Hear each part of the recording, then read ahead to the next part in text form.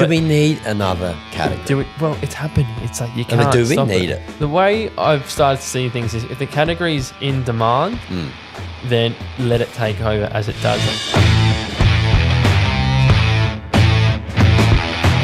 So we are back for episode 7, Dusty. What do you reckon? I call it Dry July because July's felt very, very tame. Well, that's it. South Australia, there's not much happening going on here. I don't want to diss Adelaide because people ask me why we don't live in Adelaide. Adelaide is beautiful. It's not too chaotic, but right now it just doesn't have enough going on. We don't have live golf. We don't have any major events at the moment at the Bend.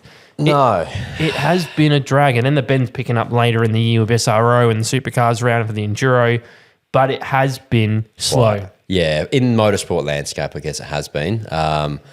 Yeah, what do you do? Especially for us, we have to travel, and we do travel. So when we come back here, it's crickets and rain. So. It is basically that, but we did finish the Townsville 500. We were both there, and I love the event. And it was your first proper time there, unless you did Aussie racing cars there, which I doubt you did. No, first time. So I've been there part of a Matchstone Racing Super 2 program a few years ago, just as a learning, but never. Yeah, raced there. So I loved it. What happened with that? What happened with that, mate? Yeah, obviously that was back when they were racing in the Super 2 series. They sort of helped me out and gave me some testing and things like that through James Rosenberg. Supported me through Formula 3. Yeah. They were a great team, and obviously they went on to, I think Todd Hazelwood raced the next year and stuff like that, and moved into the main game is where they are now. So I've been up there and knew what it was all about and knew that it was a great event, but never actually, one of the only tracks in Australia I've never raced at. So to tick that onto the last bucket list, it's awesome. But overall as a circuit, what do you think? Like the street circuit mixed with it's similar to the 500 where you've got the street / racetrack combined. Even Newcastle had it. But what do you think of the track overall? Yeah, it is that blend. Like obviously we do a bit of simulator work and we get used to what gear to be in, when to brake and things like that. But it is different from simulator to in real life. And we knew it was that blend between a street circuit and a main traditional circuit. So I warmed up into it. We didn't qualify too well. No, you did horrible. It was pretty ordinary. You always have bad qualifying. No, not too bad. But this round we didn't do that good. So we tweaked the car and did some ride height changes and, had a really scratch their heads Friday night and came out swinging on Saturday and moved through, which was good. And, we ended up 4th overall for the weekend and no mechanical problems. And we ended up staying out of the carnage. And I warmed up to the circuit. And the people that I was racing with are all, ex-Super 2 or current supercar drivers. And to, run with Zach Bess and Cam Crick and Cedars and Marjoram and Borg and things like that. They've won championships in the past, and people was good. I think Zach Best had a tumble around with one of the motion cars as well with Borgie, so they got a penalty. You moved up a bit, but P4 was really consistent. Well, there was a big accident, though, that did happen there was a Western Sydney car I saw, and I think Rossi had some damage. Yeah, I think what was that about? From what I gather, it was Rossi got sort of hung out to dry with Dave Cedars, and then I think Crick smelt the blood in the water, and he poked his nose up. And he was sort of up there, and Rossi I think he got a bit of oversteer, and then Cam Crick came into Rossi, and then Rossi went into the wall, and then I think Woods checked up, and Cody, his teammate, was behind him, and then hit his teammate into the wall, and it was really one of those concertina sort of. I didn't see the crash, and I saw Woodsy's car after, and I was like, I don't know if that's a write-off, but it was really close to looking like one because the whole tray was. He was in hospital. I think Craig wasn't doing too well, so. I sent him a message yesterday or something, just seeing how he was. And big incident. And you're traveling, I think it's like 3rd, 4th gear at that point. And it's a lot of concrete around there, and there's not a lot of room for error. So. No, there's not. Overall, Townsville was always a good vibe. I mean, we saw the GR Cup also had their first round. Literally, it's like July, and they first round. Yeah. So scholarship's been happening, but. In the meantime, GR Cup's been super quiet, and their calendar always starts super late. So now they just go full on with rounds. But it's 6 rounds? I think it's 5 rounds. It might be 6, but such a long way. And that was clean. Like there wasn't much chaos like this. There was like a 16-year-old kid from Norwell who was like at the top of the field. I think he was 15, and I can't believe like these kids. Like some of them, you don't know who's going to be fast or not, but some of them, and it's tense in it. But you just don't know who's going to be at the top. And there was a whole mix of new people that were up there. Here's a question for you. Do you think they should limit being able to drive in both series? I don't know if we mentioned this earlier in our podcast, episode 1 or 2. Like, do you think it should be separate? If you're racing in the scholarship, you can only race in the scholarship that year, and then if you're racing in the national... Well, what do you think about that? There's a way to the method. So you have to do scholarship now to do GR Cup, so you need experience there. And then if there's allocations in the grid for GR Cup and you're higher in the championship, then you get the allocation first to have that if you make that jump. But you do have to do scholarship now. I think that's been mandated.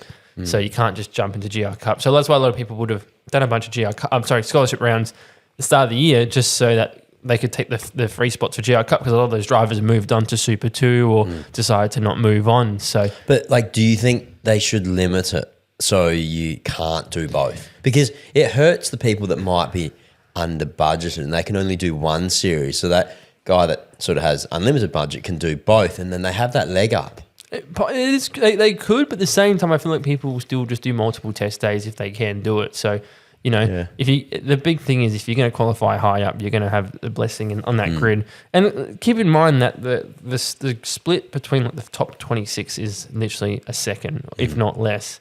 Like Super 2, ridiculous amount of there's no time in it. No. But everyone has been really quick. And yeah, I would say if they're going to race, they're going to race.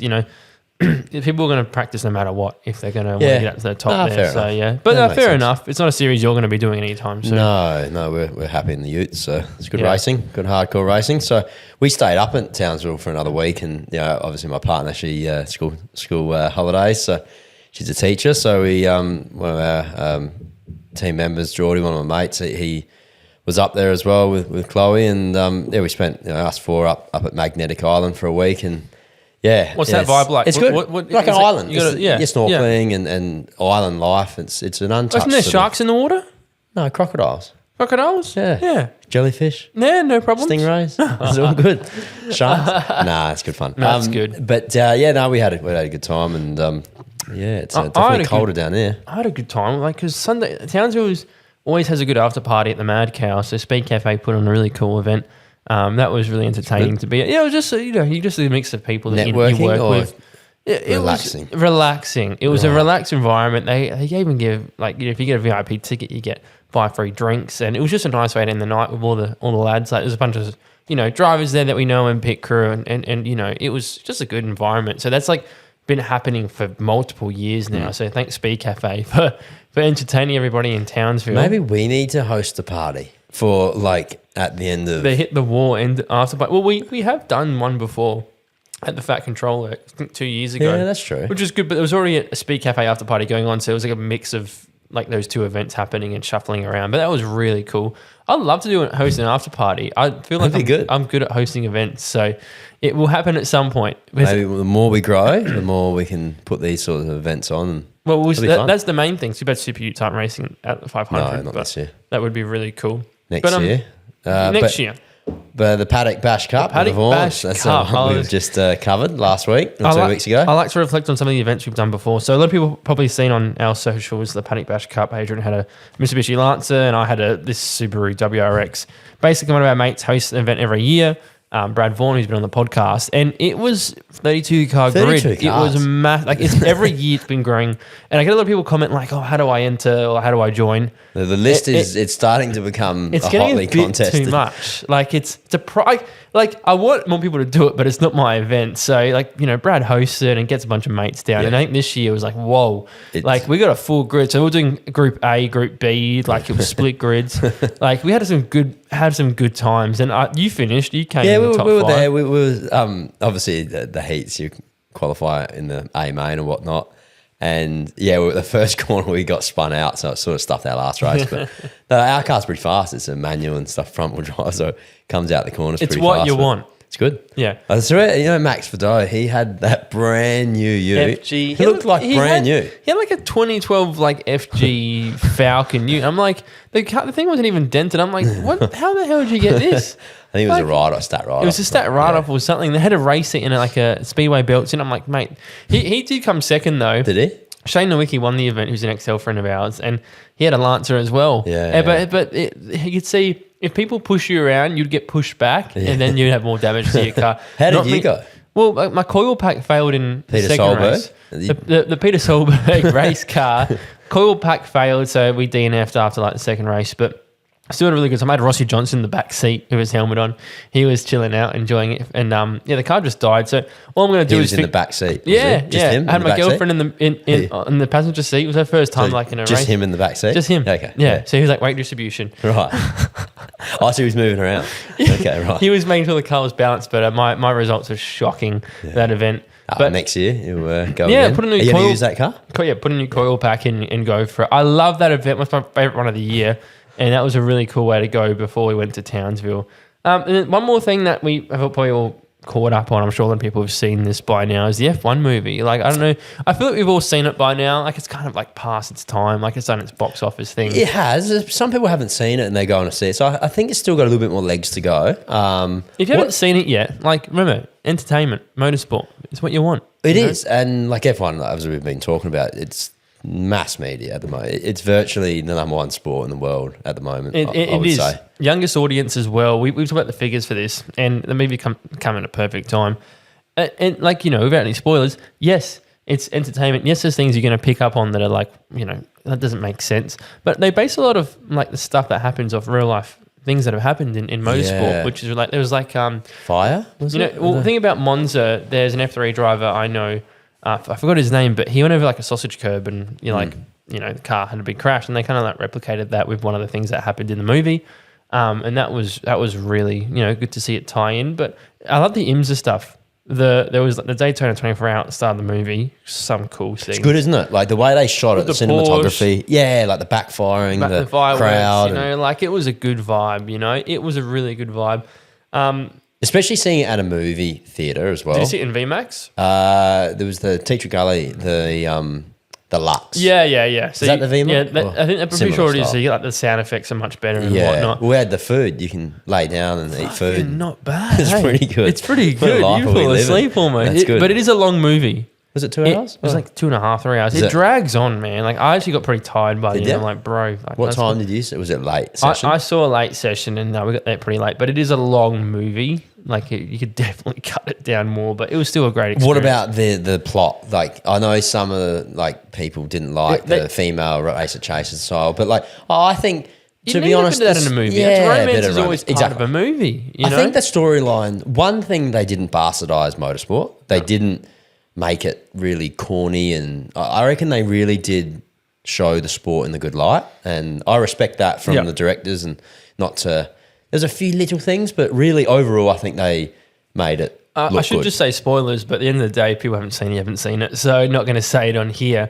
But then talking about Formula One, like the craziest thing that has happened is Christian Horner being the horn dog. The horn dog. The WhatsApp chat man. Why is he called the horn dog? It's because his horn dog's been shown out before on a photo. Hot dog. Oh my god! If you haven't, I mean, and that's not. So that's not the reason, though, eh?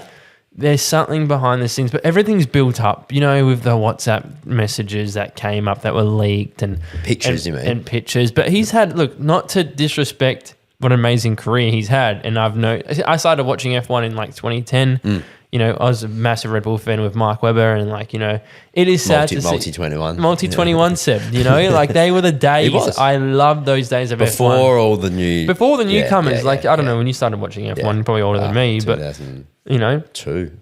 That's the Fernando Alonso era when he was coming forward. But Christian's done some amazing things, but I just feel like there's so much stuff behind the scenes that was going on. And then you've got Verstappen's dad that people have rumors that's what on. People are scared of him. That Jos Verstappen did not want him. I don't know why I did a Russian accent, but because we talked about Russians last time, Mazepin. We were. Maybe there's a connection. It's a connection there. Maybe there's a connection to Mazepin. Josh Verstappen or Jos. He's not a fan of Christian Horner. It's been made publicly, and they want Max Verstappen. They're not going to lose him. So there's obvious reason why they don't want to lose a number one driver. And then who's going to replace him? The Toro Rosso team. Sorry, the Alpha Tauri team. No, the Visa. The Visa. Oh my god, the Visa Cash App team principal. No, yes. No, it's not. It's not. It's called the Racing Bulls. Is that what it's called now? I'm pretty sure. Not Visa, Cash App, Red Bull. No, Oh that my was God. last year. I just said like 3 of the names There's of the 5 team. names in the last 8 They've years. had so many names, Yeah. but what I was getting at, I'm going to call it Toro Rosso because that's the OG It's team. the- Toro Rosso. Whoa, was it? Or Minardi. Yes. No, that but was- like when Red Bull, I'm pretty sure you're right. But they- Toro Rosso was the first name of Yeah. the team, and they stuck for a while. Yeah. But their team principal was taken over essentially. And But he's a weird looking dude. no, because isn't he? he's Italian. That's why. Right, okay. Like me, he hasn't been in the spotlight much, but he's been in multiple teams over Yeah. his time, from Minardi to Ferrari. I think he'll do okay. Well, he's done Well, okay he's for the got racing no bulls. pressure, you know. No, but he's done well He in the has. last 2 years with has. racing bulls. The team sees something now. Obviously, there's rumours of Yuki getting kicked out. This, that. You know, you're going to have to expect it. Number 2 driver's never been exciting at Red Bull. We've talked about Lawson's, Yeah, failing. yeah. Voice crack. You heard that. You can Perez, snapshot that Perez. one. Maybe Yeah. Perez can come back. Yeah, maybe he will with Cadillac. Ricardo's got no interest in coming back. That's been I mentioned, don't which- think he's past it. Seriously. He went quiet for a long time as well. He's grown a beard. He's grown a beard. He's been at the Perth go-kart track multiple Did he? times. Yeah, Maybe he's he's around doing a full town. cycle again. Well, they got the Ricardo's like academy. What is it? Ricardo's races. Yeah, it's Is not that- no. that. It's like the go-kart. You did that, version. didn't you? I did Yeah, that. I was the trainer. I was the coach. No. Not at Malala when I Yes, did 2015. yes. I was there 2015. I reckon I did it when you were a kid. No. How do you know now? What year did you do it? I have to pull it up. See, I had Carl Reinler, who's Yes. now the medical Yes. delegate for F1, and Tony D'Alberto. I as was the- there with those two, 100%. I've literally got a photo with them on my Facebook. Well, I will be in the background. I've done some stuff with Tony D'Alberto with the Aussie driver. So you're telling me you're one of my drivers? I could have been. With this in mind? I have worked with Ricardo's races before. Okay. Yeah. Well, what I'm telling you is that, I did that. That's crazy. That's separate to what... 2015. Yeah, that's when I started. So circle back. So like Ricardo's races was an initiative that Motorsport Australia put together for young drivers learning how to. no, it was Michael Arman was the third it guy. might not have been that year, but I definitely have worked with. I'll put that photo on screen. That's That's awesome. disgusting. You were young then. So Yeah. we'll quickly touch on that. That was like teaching young kids before they get their license How to to drive. basic to learning. So you're saying Ricardo's got another whole. Is it the Ricardo go kart? It's the go-kart thing. I don't know. Right, okay. There's like a separate series for it now. Like, Okay. but he's been in Perth doing a lot of things with that. And he's had a Ricardo's kart. That's been out for ages, Ricardo kart. They kind of died down for a bit. Probably just be an OTK with a bloody sticky. With a kit. sticky Yeah. kit. Like the Lando Norris kart, same thing at Cut Yeah, Republic. yeah.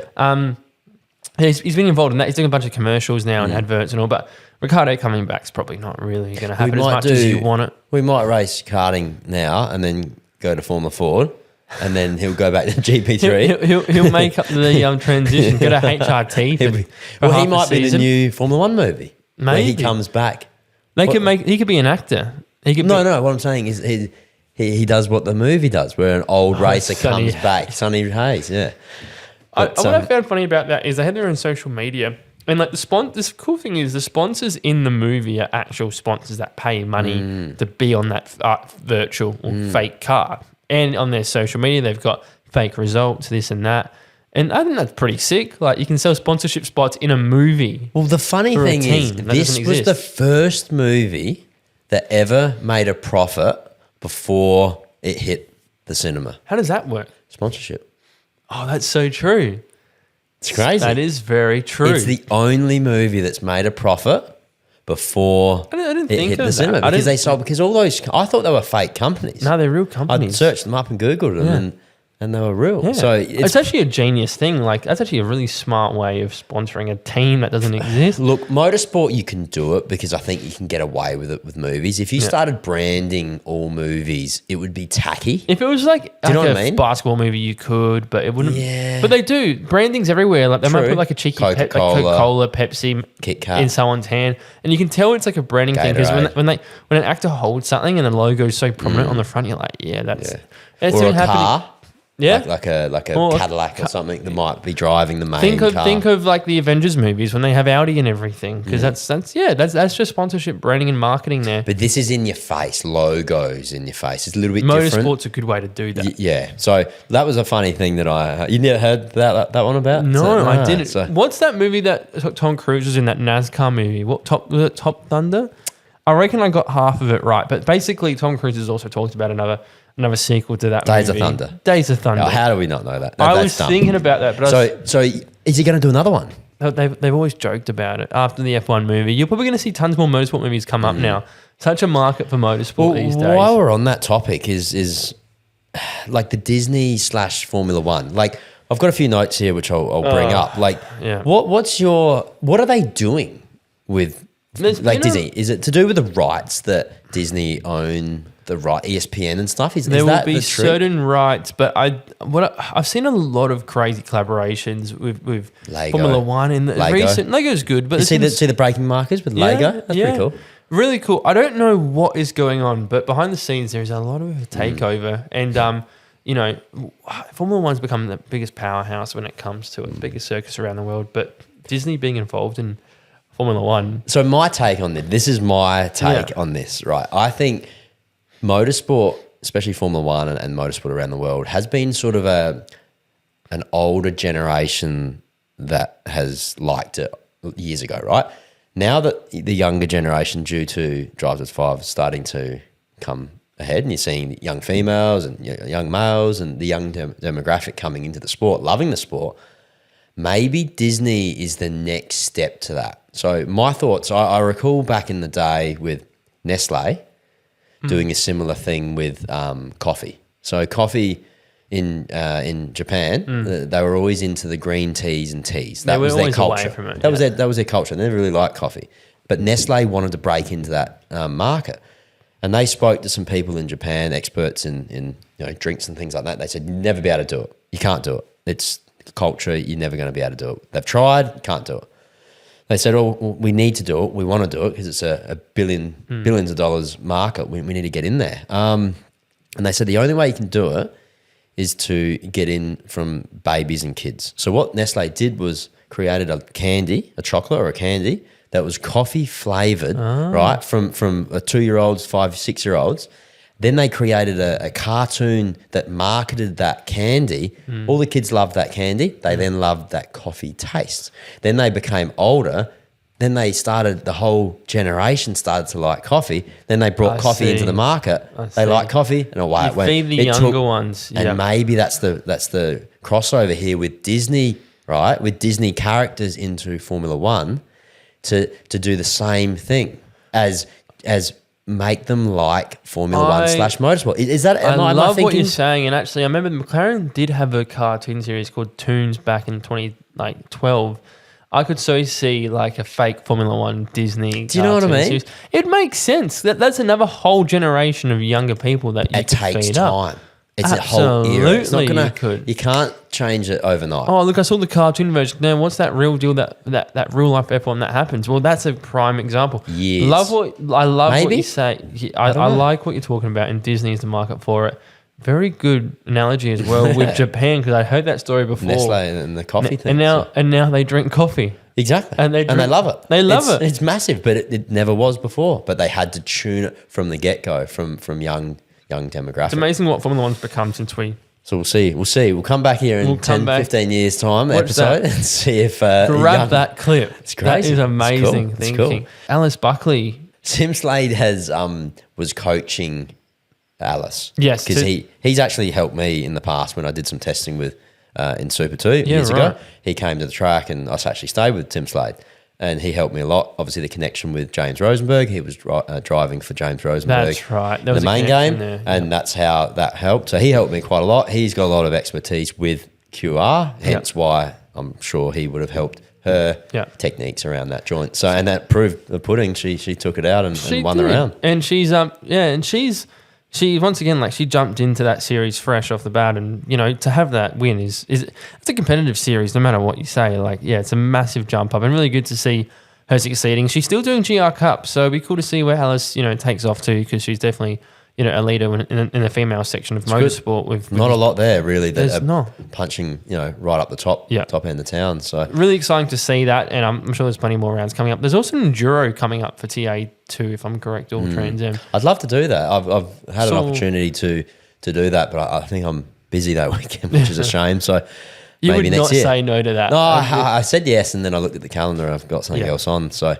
Which is a shame, because I want to jump in one of those cars. It's such a cool car to drive. I hope that comes up at some point. The Enduro sound really smart. It's also a good gateway Enduros are a good gateway to get people involved or getting racing out there. We need to do enduro in the utes. What do you reckon? Me and you? I think the car wouldn't last that long. I reckon they would. They've got the cooling stuff sorted now. Yeah. I've got a cool suit as well. You got a cool suit as well. That was the first time we used one in town. Was it good? It is. It just keeps you. You need it. Well, like those cars are quite hot. Even Ruben came on and he was saying that like they're hotter than the supercar. Yeah.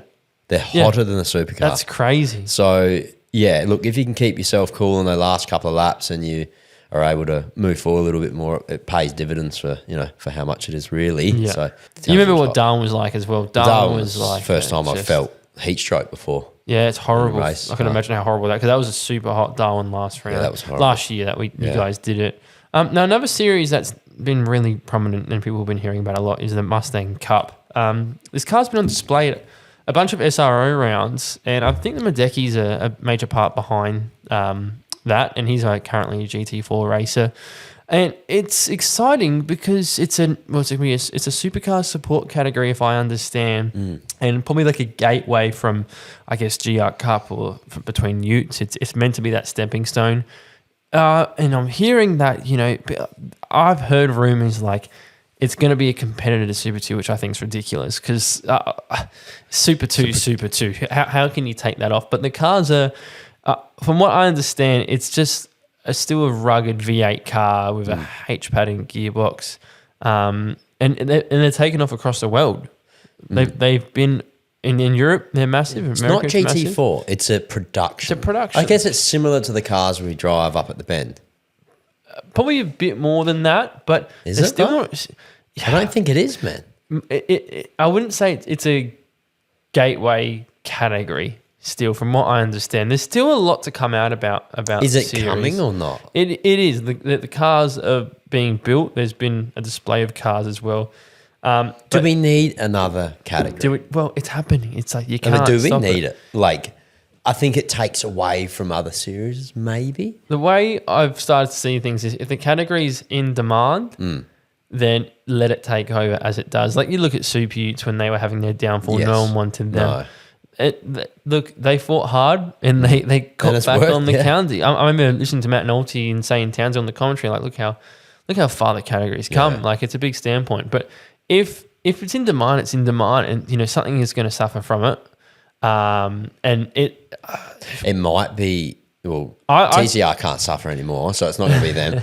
Maybe it's Trans Am, maybe, or TA2, possibly. I'd be crazy for thinking this. I feel like it's something that would take over Aussie racing cars. I mean, depends if Aussies is going to be on the Supercars grid. Well, there's some frustrated Aussie racing car drivers out there, and we've had obviously a few on, and they've shown their displeasure with some of the engine debacles that's gone on. So whether that taps into that, possibly. I don't know their price point. I haven't looked into that yet, but how many Mustangs do we need in this country? Like, think about it, right? Aussie racing cars, Mustang. Yeah. TA2, Mustang. Yep. Supercars, Mustang. Super 2, Mustang. GT4s, GT4 Mustang. GT3 Mustangs Trans Am, exist. Mustang. Yeah. Come on. There's a lot. Seriously. Like TCM. It's just the Aussie. It's just that the last bit of Aussie bread that you hold on to, even though it's an American car. Look, I think if it works, it works. I don't know. I want to know. All I know is these cars are expensive. Right. Okay. These cars are like, they're still not as. How much do you think they cost? It'd be 200. I reckon it's a bit more than that. I think it's around the 300 mark from what. Is that right? Yeah, that's ridiculous. But there you go. But you might as well buy a Trans Am or your Ute for 150. I'm curious to see how this category is going. I don't think they're out. I think it's 2027. Yeah. Okay. Yep. Still a bit of development, but you've seen these cars are going to come through Australia now, and there's still. It's going to be interesting to see how many people get involved. And then you've got GT4, which is like, taking its spotlight as well, and that category is booming. But that's not cheap either as well, is no, it? No. The Madecki's just put their car for sale, and that's look at the price tag. Mustang. The What's that, 400 grand? Yeah. And that's second hand. 395,000. Yeah, second hand. I don't know if that comes with a bit list of parts or whatever, but like, I was like, whoa, that is a GT4 costing that much money. Imagine the GT3, what they're worth, brand new. I don't want to know. They'd be 1.5. I didn't realize a GT4 car cost that much. Because there's still a production car with just bolt-on. there's It's still a production fair car with a bit of bolt-on stuff. good bits and it's got that's where paddle it is. shift. I get it, and it's a great category, and because it's in a co-driver category, I guess that helps it out a bit. But they're not cheap cars. No. But still, we got GT4s on this weekend as well, so they're a growing category. Mustang Cup. It's going to be busy. It's going to be big. It's going to be popular. Yeah, we'll see. We'll touch base on this next year and see where that goes. So Solberg, obviously you drove a Solberg-inspired livery car, and Oliver Solberg wins his first WRC. He's the son of the mate Peter Solberg. Is that right? That is correct. Right. So Peter Solberg raced for Subaru, and he retired in 2005. I got his last win in 2005, and Oliver's he's had I try to keep it with WRC, but he had a pretty rough start with his career. But now he's finally got a win with Toyota, and it was just good to see because his dad's an icon in the sport, and it's been a really big deal in the WRC world. So it's really cool to see. I guess the Subaru WRX livery was the charm. It was the Solberg charm. But I love I love the WRC. And one of the things that tripped me out was rally in Australia, the top guys are still using Rally 2 cars. That's they're not using full on WRC cars. They're still Rally 2. It's in ARC. So the Bates cars are Rally 2 cars, which basically is like a second division car. Yeah, in the spec. Just 2D. Yeah, I reckon. Well, there must be 2D, and to be fair, the Bates literally win everything in Rally. They Alex Rouleau, he's an ex-Supercars driver. He races, and they've got a Rally 2 Hyundai, but those Bates cars just dominate from what I've seen. So interesting. Yeah, it You've is. got to go to an event. I would love to. Adelaide, South Australia has quite a lot that comes up later in the year. They had a couple of rallies previously, but really, I would love to do. I want to hang over the fence. You know how the old school Group B rally, and they're hanging, and they have to jump out the way, and the crowds are in the way. That's crazy. Scary stuff. But rally is amazing. It doesn't get enough spotlight. In Australia, they don't even have it on 7+ anymore, I'm pretty sure, which is really disappointing. I guess it's a niche. It is a niche. But it's a very cool niche. It is, You have to appreciate 100%. rally. Yeah. So another point here, Harry Jones to partner with the Team 18 for the Enduro. So that's come off the back of him not racing at all in the Super 2 series. Yeah, which I think is exciting. He's a hard worker, I know. No, I've seen him at the track with his team and what he's achieving, but I can't remember the last time a Porsche driver in Australia got a co-drive.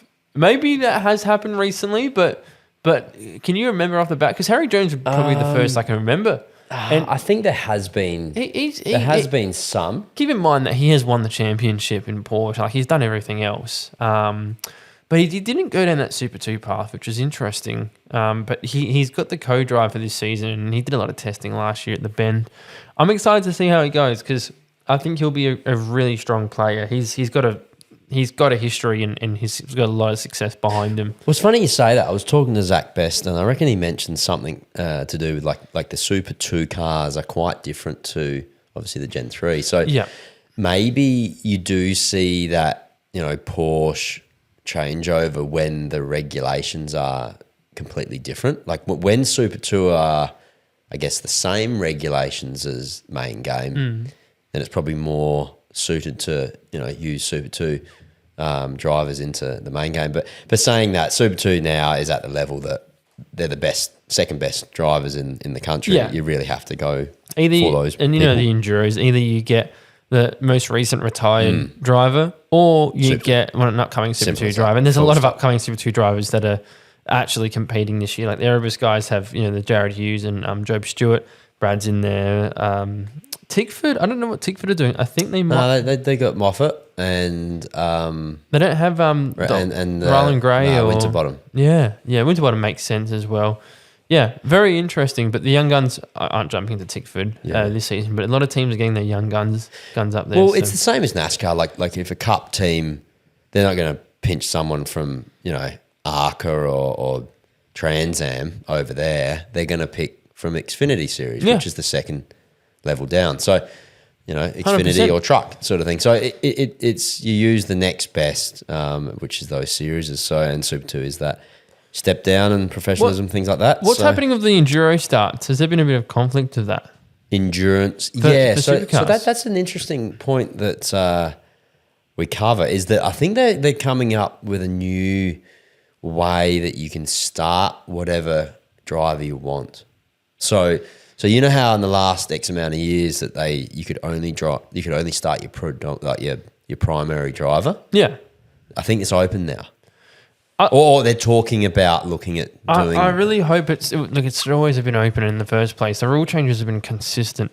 If you can't let your co-driver start like an enduro, it makes it less exciting. Well, way less exciting. Exactly. Like open up the jeopardy, create more talking points, and create more jeopardy. Meaning, we've had shit it before. can happen. The more shit can happen, the more exciting it is. 100%. But the problem is, maybe the top end teams don't want that jeopardy because they want it to just run smooth. But they can choose. They can choose who they want to have in the car first. Like there's been some bad Yes. accidents with co-drivers starting. But that's fucking what it is. It's what it is, and they know what they're doing. It's racing. So yeah, people are a bit scared in this country to have a go and try something new. And I want to see some real. I want Supercars to really spice things up. Yeah. Let's do some night racing at street circuits. Let's do some, a GT circuit at Shell V Power. Like 100%. do a dirt race. Let's 100%. change it up. Do a NASCAR at Quarter Park. Get the thing resurfaced and make it happen. At an international You know what I mean? raceway, Do a drag race. Yeah. To set the grid. yeah. I don't know. Like do something new.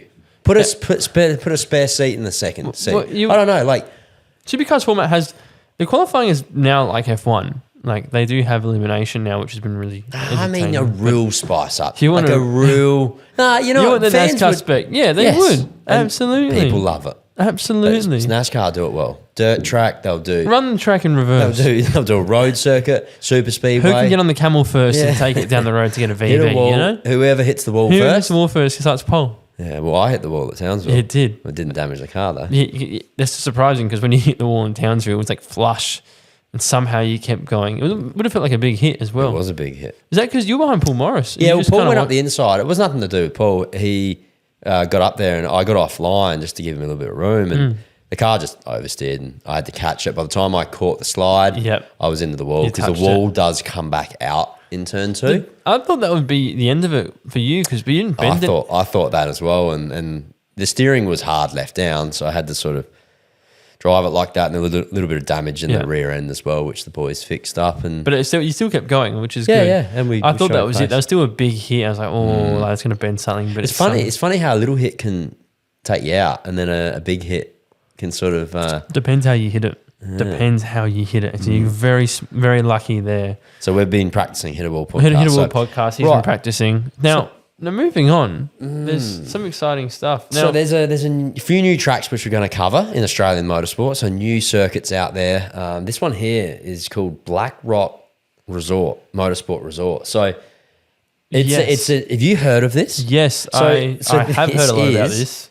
Amazing. If this comes off, which I think This it is has, going to be like the bend times 5. well, it's slightly different to what Sam and the team at Shell V Power You're right. Motorsport Park have done. This is more catering for, those GT / businessmen that really want that non-racing environment to take their The getaway exotic cars. experience. Exactly. There's villas. I was looking in this website because, this podcast is making so much money now that we're able to buy a $2 million villa. So we'll probably be live doing our podcast here. No, I'm just joking. So look, this is you'll probably see some of the footage that we'll put up right now. And it's a European style upmarket resort villa style motor racing track. And all the villas are right on the racetrack. It's nestled in, I believe it's New South Wales. Newcastle, Newcastle, yep. A couple of hours away or an hour away from Newcastle. So right in, obviously, near Sydney where a lot of money is and a lot of business people, executives and stuff have their companies. So they can have this circuit and, take their friends and family away for a week and entertain some clients and things like that at a high-end circuit that, go and have some fun. This is exciting. I did do a bit of research on this. I was editing a video for a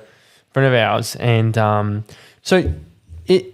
what this has to offer is insane. From what we're seeing from the photos, I mean, the villas are insane, but there's still going to be access for your local grassroots races in many ways, is what's been said. Well, they've already sold. The owners have been very transparent about actually what the agenda is. And $4 million, $3 million for a villa.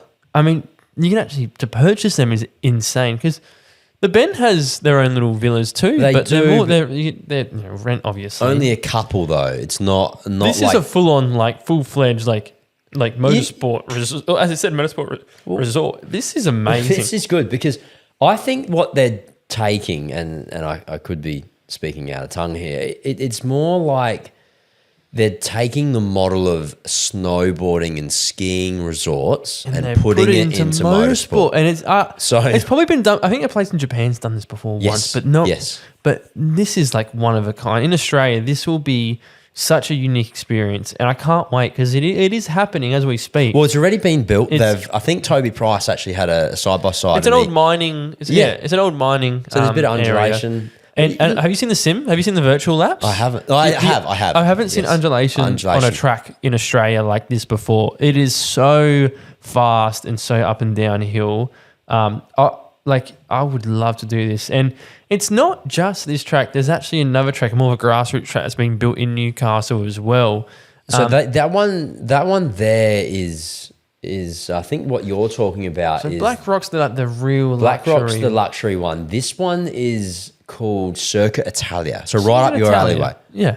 Just for the wogs. Right up my nose. So Circuit Italia is another track, and this is also in Newcastle, if I'm correct. I think there's two in that area. It's just outside Newcastle, located in Port Stephens. So it's a 15. It's a Hunter region, yeah. Now, this one's not more of the what we just spoke about the resort. Just remember, this has been built now. Like this is practically done. Yes.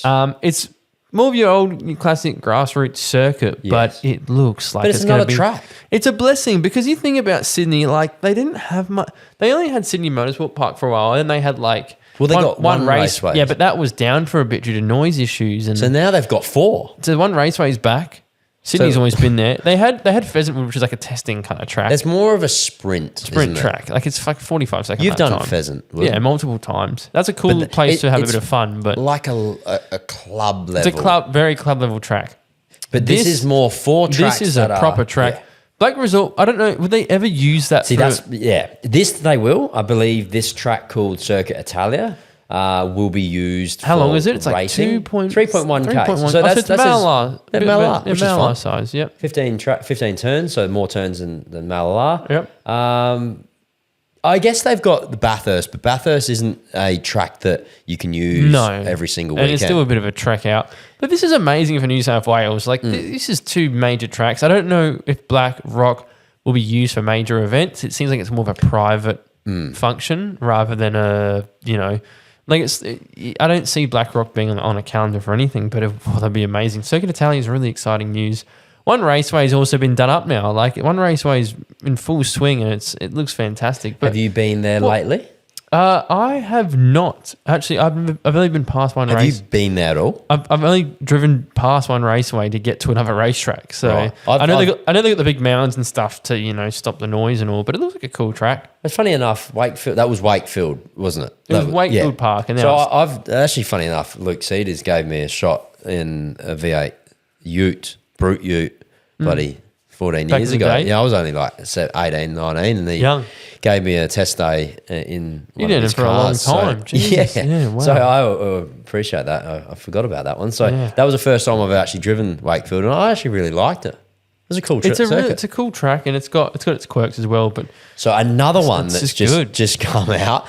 I don't know if you've heard about this one, Dusty. Western Australia. So this is called another circuit. Yeah. So no, this is.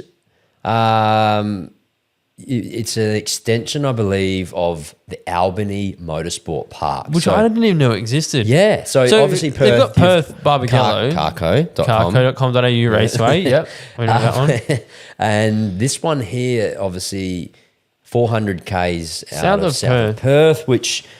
what are we looking at here? So there's 2 different stages. So it's $2.6 million. 3.2 K is the full circuit layout. It's a little bit longer with 12 corners, I believe. So it's a good fast flowing circuit as well. Another really fast flowing, kind of some sharp corners. This is so good to see. It's so nice to see. Like out of the blue, and the track's under construction. Like It is. You don't. The thing is, you don't hear much about these racetracks until they're near the end of their span. Because I didn't even know about this until tonight. And that's a cool one because, like we spoke about, Perth doesn't have a lot of circuit How racing. much out of Perth is this said to be? 400 Ks. So it's out of Perth. Yeah, so that's probably... That's a bit of a trek. It is, but there is a town, like there's towns down that way that, can prop that up. Perth deserves another circuit because Carco.com.au Raceway is amazing, and they've got another small track somewhere, but you need to see more of this happening. 100%. This is another one that I stumbled across. Sorry, so this is an old article, I believe. Maybe even Richard Cottrell might have. This is a classic. I think Richard Cottrell. So this one here, like this is going through some circuits, and we'll skim through on these. And you may not have seen these ones. And I've seen this about a year ago. They put it together. What track is that? So there's a whole heap here that some haven't got off the ground yet. Some are still working to get funding, and some have been completed. So this was a few years ago. Drive at North Queensland. Do you ever remember when they were talking about bringing a circuit near Townsville, a permanent circuit? I did hear about this. So this was the one. It's only a drag strip? Drag strip, rally cars, all the rest of it. So is this already half built? So this was first mentioned in 2006. Federal government committed $12 million to it, but it's still in talks. So there's been is that just a render, that photo? That one there is what I believe. That looks like it's a real photo of the place. It does, but I don't think it was fully finished. North Queensland's you got to have Townsville is pretty big, so I guess there's demand there. Well, you got Cairns. You got to remember Brisbane from Townsville is a massive trek. Huge. That's 15 hours. It's another state. It's a whole another place, North Queensland. That's probably why. And Dave Casey would definitely be all. Is he for from this. Cairns? Well, he's from up that way. Really? So he that. would benefit. Even Magro, one of our mates, Johnny Magro. We've got a couple of friends there now. This one's been done before. Look, One Raceway, this was a few years ago, so this was relaunched, $15 million, so that's obviously being completed. We spoke about that. Circuit Italia, so that was a few years ago. Matthew Higgins. That track's been built for a while. It's just kind of been... Nothing's been happening, but obviously now it is, which is great. We've got Rockhampton Street Circuit, so I'm not sure what happened with that. Maybe COVID put a dent in that one. Rockhampton Motorsport precinct. So I guess that was the whole precinct. What's so big in Rockhampton? Well, that's the whole far north Queensland sort of thing. Estimated the 10 components was 140 million. So how come some tracks get minimal well, I guess different from governments come in, and that's what happens. People get voted in and they shelve things. So it's a lot of money. I mean, how much did the Ben cost to build? A lot. I forget. That place is insane. But yeah, that wasn't based on government funding. It was obviously with on the there run was government funding involved, but to not a degree, it wasn't underpinning it, the whole project. You're gonna thank Shaheen for that. You do. Wide Bay Motorsport Complex. I've never heard of this one. 5 minutes of Maryborough. So what was that meant to be? Driver training. Far up North Queensland. Jet spoke prints. I don't think that one ever happened. How long has Norwell been open for? See that again. Once again, that's a smaller track. And you can't. It's not a place you can bring your race car to. No, there's a lot of noise restrictions and sort of deal. You ever heard of this one, Dusty? What, the Brisbane Auto Mall. So okay. I remember reading about this years ago, and it was to do with, so they had a big shopping centre, right? And you could test cars around. So 100%. You could test a car that you wanted to buy. You could go out on the circuit, put it through its paces, come back. I don't like it. I want to try something different. And then you go and buy the car. Just a demo vehicle. Pretty awesome, really. I think that located at Brisbane Airport, adjacent to the International Terminal. Brisbane. Wow. Yeah. Imagine a fly-in drive. Up to $1 billion. And then the project was axed at 2023. So it kind of makes sense. It was pie in the sky. Ridiculous. Pie in the sky, I think. I'm not sure about this one. Don't really need to. Yeah, well, maybe that's a FIA Category 2, $40 million. Government, Queensland government, $40 million. Not sure where that one's going. That's the Toowoomba Airport. Never heard of that one before. That's interesting. We'll pull some some photos up and show Number one, that. this is interesting. Queensland Raceway redevelopment. So, everyone's been talking about Queensland. So obviously, I think this was before the Quins had bought this, possibly. And they wanted to extend, as you can see on this graphic, which we'll put up on the screen, the normal paperclip coming into the last corner, it would normally go right straight into, you know, the last straight. Yeah. It would continue straight and then do a bit of a hairpin and a longer straight and then turn back on itself and then where the add a car few more park is corners. currently would be the venue. I actually really like that concept, but is it going to happen? Well, I think this was proposed before the Quins took it over, and you can see here that they were actually going to extend in and create a that's speedway and thing. Kind of who owns that property on the far? I think it's tied in with the whole estate sort of thing. So interesting. Queensland's a great spectating track, but you could so add more to it if you could. So that's an interesting one. This one, not a lot of information that we've got on this one here. It's called IMETT. IMET. So I really not sure where this circuit is. If anyone knows in the comments, if they can shoot us a comment on Spotify or YouTube. A lot of corners. Because that is interesting. Cessnock Street Circuit. Obviously, there was some talk there to replace the Newcastle 500. That's a interesting one, but not a lot of information went on there. This is the kind of stuff that had the basic plans, but there's really not much at all. Central Coast. So another one in New South Wales. So this one here was first mentioned in 2010. It's a 3.5K circuit, $18 million, and it really looks interesting. It's like somewhat like a Formula One style circuit, isn't it? But this one obviously got axed in 2019, which was to do with environmental challenges, which is the Greenies came in and chopped it. So kind of what's happening at the moment with the street circuit. Newcastle. Yeah. No. Is that Perth? We mentioned that a few episodes ago with how that's all going. So have you heard any more on that? No. Street circuit? It's mentioned in 2015. No, sorry, the Perth one. What I've heard is that there's still a bit of a protest at the moment, and it's been a slow running race because the Greens involved. So Gosford Street Circuit was mentioned and nothing came of it. And then the one that's at the bottom of that... this is the one, Black Rock Motor Park. And this is when the renders was first mentioned in 2015 of 100 million.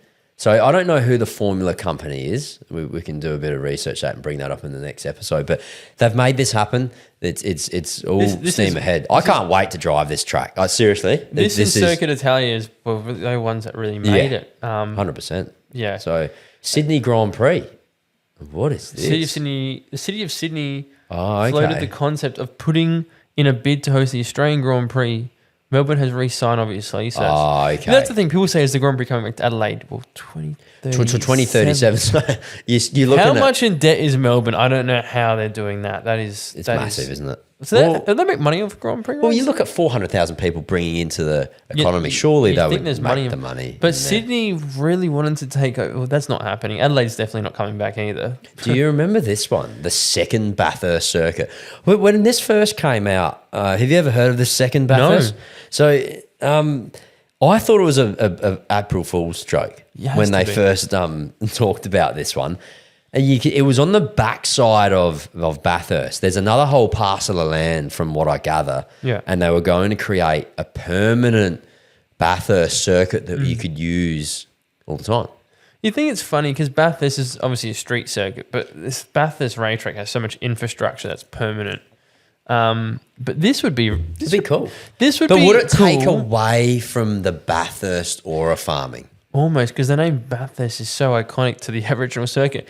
A great concept, and I understand why, but, even the original Bathurst 1000 circuit we have is having, the straight without the... Well, they're going over, there's going to be 4 or 5 races a year, and, look, either way... sorry, are you meaning bastardising, racing too much at Bathurst? That's always been an issue that the council's been in conflict with. But the second Bathurst circuit would have taken away. I mean, it's a special place. And, I don't think it's a good idea. There's so many other places. You can tell it didn't go far because they got a render in, and that was... Well, what was it? It was back in... so it was a 4.5K circuit, grade 2. It'd have, different rallycross and different things. Access from McPhillamy Park, that's amazing. Yeah. So you'd turn off, and then, like I was saying, on the back of Bathurst where they camp, there would be, if you just scroll down, if you look at this, after initial construction was set to commence in early 2021, in June of that year. The federal government then withdrew after the prerequisites to receive the funding were unmet. The project was subsequently put on hold by the Bathurst Regional Council. So there was quite a lot. That was very close into its development stage. And that was during COVID time as well. So. But what about, hear me out here, how about you got the Bathurst 1000 event, right? But then while that racing's going on, there's rides and stuff going on the other circuit. There's that. And what if the week after you had the second Bathurst, which was at this circuit? Would it be much to transport the cars? To be honest, I think that the Bathurst 1000 there should be 2 races at the Bathurst track. The Bathurst 1000 event and the Bathurst 12 hour with GTs and some other categories like your XLs and your Trans Ams. Which is what they're doing now. Full stop. Don't do any more activities on that circuit because I think it takes away the nostalgic thing that Bathurst the thing is there's only so many support categories you can fit into the 12 hour. That's why you've got the 6 hour. But unfortunately, it is what it is. Like, keep that track. I disagree with you. Yeah, have 4 or 5 events a year. That's great. That's plenty. You reckon that's too much? The more you can have, the better. No, Sharky. No. Then how am I going to race Bathurst then? That's your fault. Get into a ute. Get into a bloody... But XLs could still race. They race. Not at the 12 hour. Why We're not going to have XL because there's too many support categories. Like there's too many support categories to fit in. What's in the 12 hour? I actually do not know, but I know there's marked cars and there's something, but not good enough. They need the XLs there on the 12 hour. I'll be on the 12 hour grid. I'll be happy to do that, but that's why the 6 hour exists, and the 6 hours been a 6 hours has been a long running. Have the 6 hour at the 12 hour event. The 6 hour event is one of the best events of the year. Like production car racing couldn't be better. I agree. It's its own separate thing. But you can't have a 12 hour then a 6 hour on the same weekend. Why not? Oh, what, you're going to run the 6? Because there's too many cars. Where are you going to put them all? There's heaps of room. Just With make another circuit. At Robbo's.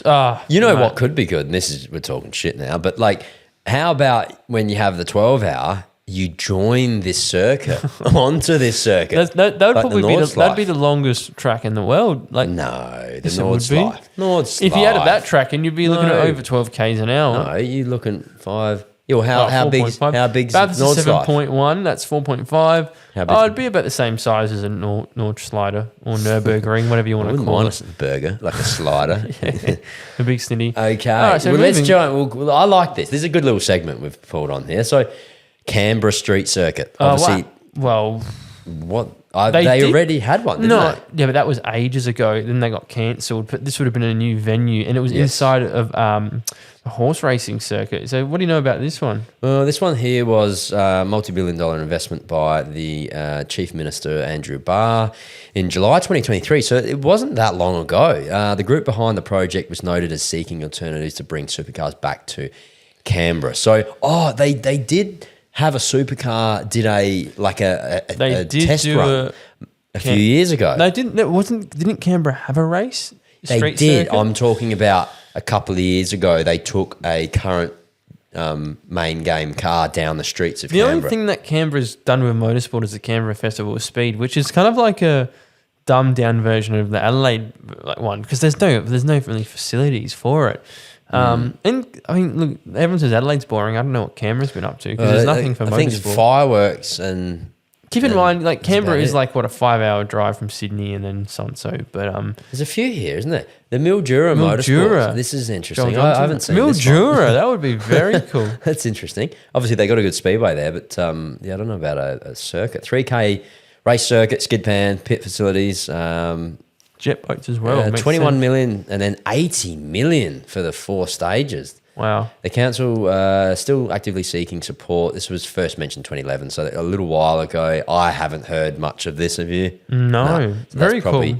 Gone away. That's something that we could go and race there. We could, it's good for us. It's another track. Mildura is closer than Melbourne and whatnot. 6 hours, 5 hours for us. Give or take. Winton redevelopment. 2020, first mentioned, $250,000 from the Victorian Labor government. To be honest, I haven't heard much of this. It's probably just a ploy to get some votes. Winton's Winton, like it's a great track, like as it is. But you know, if it could happen, it could happen. I think they should go back racing there. To be honest, should. The place is camping. fine. They need like a Luke Combs environment. Luke Combs environment. Yeah, Winton's still a fair trek. Bonfire. Who can have the biggest bonfire? Let's get into it. Like the Ben's like an hour and a half for us, but then Winton from Melbourne still be even more of a trek. So yeah, you give yourself that vibe. It is. It's the camp by the race, and Yeah. you know, do we need to have 200,000, 400,000 people every event? No. So race more, which I'm sure they're looking at as a category, as a supercar category to race more, and I reckon Winton should be on the cards. Brabham Park. Never heard of this one. This was mentioned in 2015. This was last mentioned in 2019 with regards to nearby industrial block planning. So it could still be. If you look at the render of that, if you just no, there's no render on that one. I don't believe. No, Victorian Motorsport. That's Motorsport. So there's no. The Brabham Park one is interesting. Ballarat. Haven't heard of that one. Ballarat, which is massive area, and I reckon it's huge. Ballarat's massive. That's interesting. So Victorian Motorsport Hub. Yeah, this is one again from the Ballarat. So maybe it's tying in the Brabham Park in with this. You have to remember, all these places have to be in rural country towns because they were expanding. Well, they were expanding as a country, you know, cities and stuff. You don't want to have it too close to the city. No, absolutely not. You want to get away with motorsport, and this is what these places should be. 60 mil. Last update was 2018. Obviously, and a lot of these pie in the sky, you know, pitches are relying on government support, and you know, as soon as a government changes, the whole funding changes. So massive. If you don't get it happening within straight away while the government's in that current government, then it's not going to actually happen. Not really going to happen. Cardina, Motorsport Recreation and Education Complex. So I guess it's similar to Norwell kind of like a learning kind of school facility. Well, it's still 3.6. It's still a FIA grade too, so it's not. I will say I am so surprised of how many circuits have come up. Like I didn't realize that there were these many talking points, and these all have mostly renders of the tracks that they were planning. So serious stuff. So there was a lot of stuff. Like a lot of this stuff went through to a degree. Well, they went through development, planning. A lot of these have gone through planning stage. They've gone into the government. Absolutely amazing. They've gone funding. They've gone design. Like I love a track in Mildura. You know, 100%. I love to drive like 4 or 5 hours up the road to go out for a race weekend and spend some time. Like, we've got the Ben and Malin, it's good, but like that would be awesome. But look at this one. This one's my favourite. This Avalon. one, is wild. And look at those. You look at the render. Like that circuit would have to be one of the best circuits in the country. Look at the you got the sharp last corner, and then you got like I like that. Then you've got like the East Circuit spec of the bend with those fast flowing corners. Apparently, this has a bit of undulation from what I heard. So what's happened with this? Well, this one here is probably the most out of all the ones we've talked about that hasn't happened. This one is the one that I think possibly could happen. I've heard about this as well. So what? Okay, so this one here is obviously Avalon's got a small speedway out there, which runs a couple of meetings successfully in the sprint car world, and this one is in that area. I believe it's something to do with Lindsay Fox. So he owns Phillip Island, and I think he's got a parcel of land out there because he's into his aviation and things like that. This is just me speaking. So I think he has gone in with the government, and he's gone in with a couple of investors, and they're pooling money together to make this happen. I think COVID put a dent in the program of it gaining some more traction. Yeah. So let's have a quick read here, just really quickly, and then we'll move on to a different segment.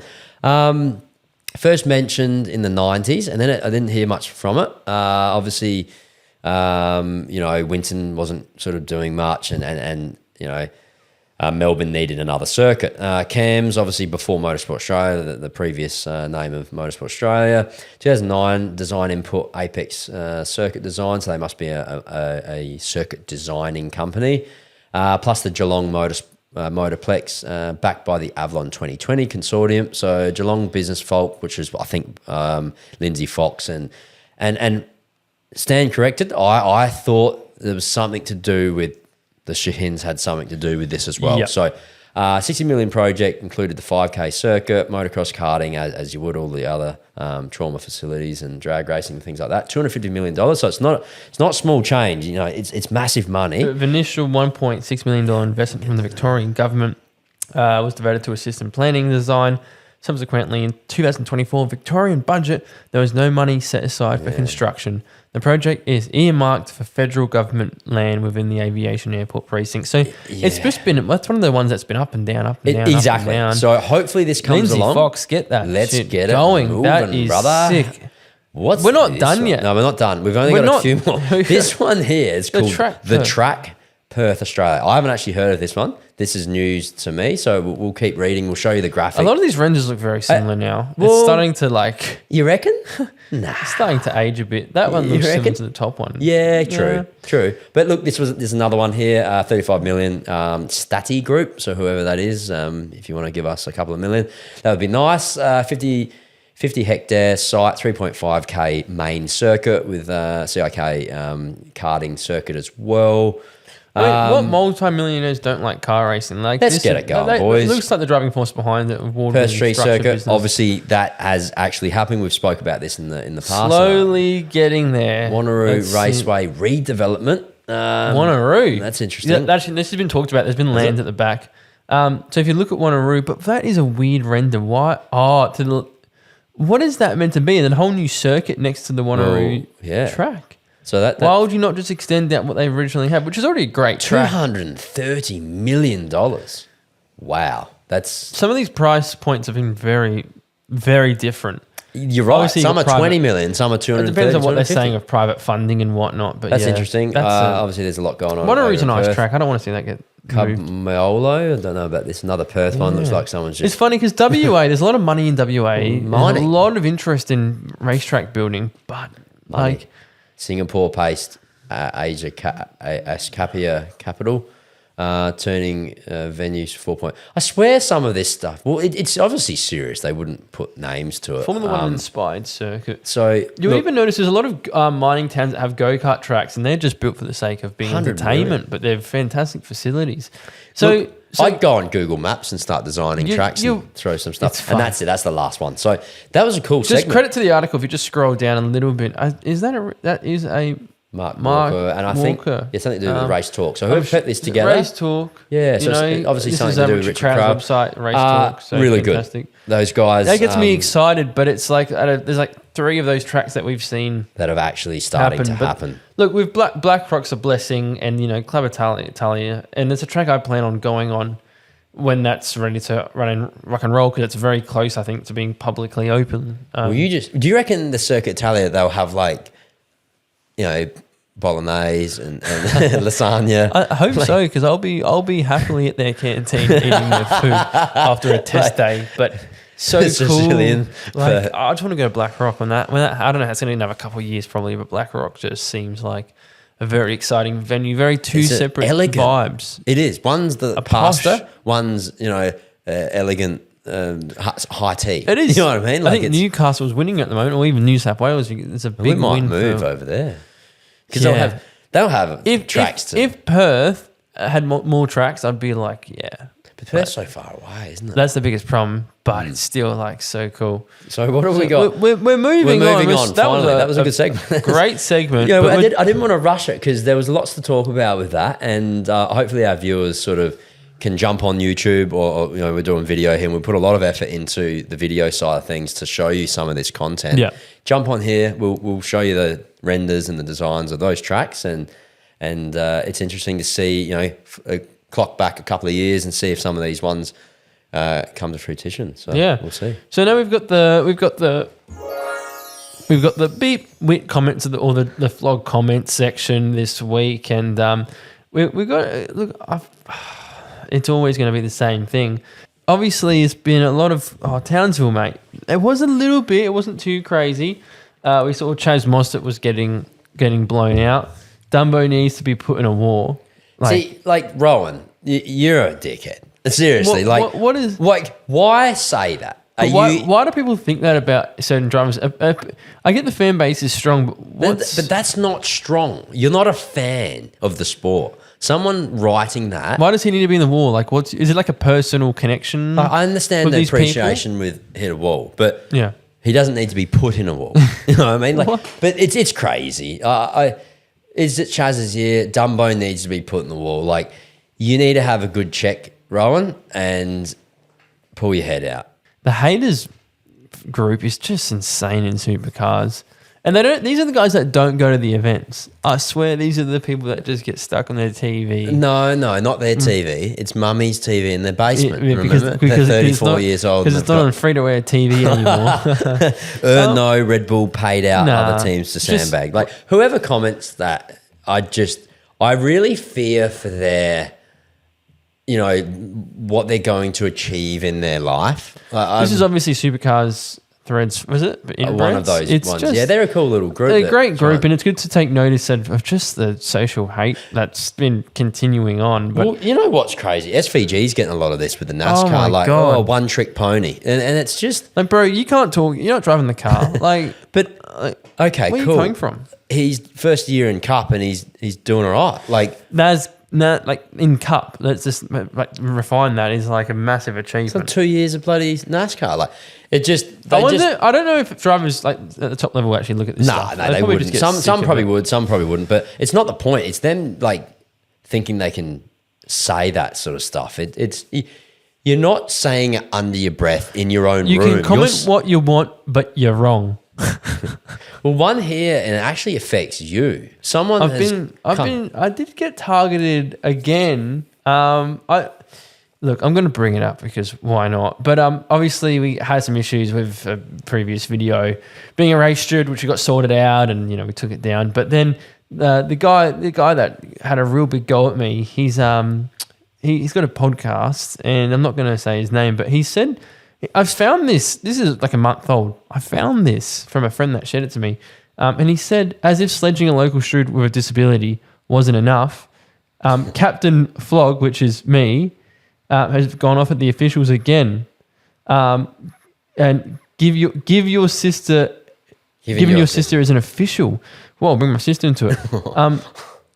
Please report this to Motorsport Australia Integrity this week. And he's put a link to a video that I shot a year ago with my Excel mates, talking about when you're in driver's briefing, which I don't understand how it offends anybody, because it's literally me talking like myself, telling my mates that this is what they need to do on track. And then in the comment section, but you're in that video, you're really actually paying out like the drivers. Yeah, we're paying out, but a bit of both. It's got nothing to do with officials. So, and keep in mind, he says that this is another video I've done. Yeah, this is a video I've done a year ago, way before the other one. And then in the comments, he's put a link to like Motorsport Integrity to complain about me.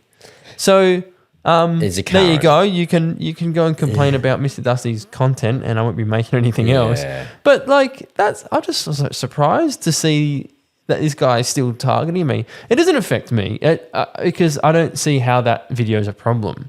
But maybe he's trying to use our platform to benefit his platform. I don't know who the bloke is, and I don't want to get stuck into this too much. But all I'll say is, if you're on a racetrack and you don't like something about me, why don't you actually just come and say g'day and have a chat? Because that's not who you are. I'm not like whoever you think I am online. You've clearly got it wrong. So there you go. It's just funny that these things. I didn't even see this stuff, and then people share it to me. It's like, oh wow.